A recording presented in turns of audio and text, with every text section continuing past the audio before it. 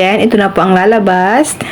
Yung user ID natin, makikita na po natin. Then, pwede na tayo mag-create ng new password at confirm new password. Paano mag-reset ng ating SSS user ID at password sa ating online? Open lang natin ang Chrome browser. Then, dito po sa may search engine, i-type lang natin dito ang https://member.sss.gov.ph. Ito po yung isulat nyo sa may search engine sa inyong mga browser. Then, tap natin ang enter or check.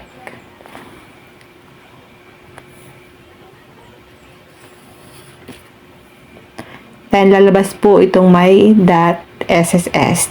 So, dahil nakalimutan na po natin ang ating user ID at password, itap natin dito ang forgot password. Kung alam niyo po yung phone number na nakaregister sa inyong mga SS at active pa ito at gamit niyo po, ito po ang gagawin natin. Ito po ay kung meron na po kayong SS online account at hindi niyo na po alam ang user ID at yung password ng inyong mga SS online account, kaya po hindi tayo makapag-login. Tap na po natin ang forgot password. Forgot user ID or password. So, piliin lang po natin dito guys ang member. Tap lang natin ang member. Choose one of the options below. Piliin ko lang po dito guys ang multi-factor authentication. Ito po yung pipiliin ko. Pwede naman po guys yung security questions kung alam nyo. Tap natin itong arrow.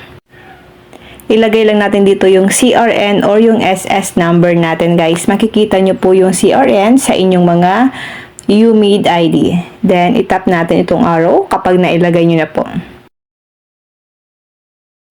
Multi-factor authentication, tap natin itong choose authentication. Dapat po alam natin yung number na nakaregister sa ating mga SSS kasi dun siya magpapadala ng OTP or yung code. So, itap natin itong one-time PIN through SMS. Kaya napaka-importante po na dapat alam natin yung phone number na nakalagay or nakaregister sa ating mga SSS kasi pwede pa natin ma-recover ang ating mga SSS online account kapag nakalimutan nyo po ang inyong mga user ID or yung password. Then, wait lang natin siya guys na ma-receive natin yung OTP na pinadala ni SSS sa ating mga phone.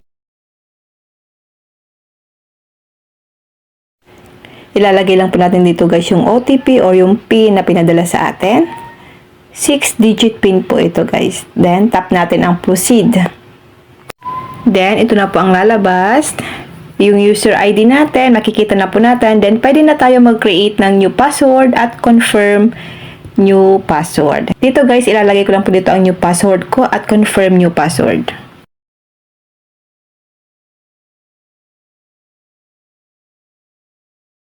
Then, tap lang natin itong arrow dito.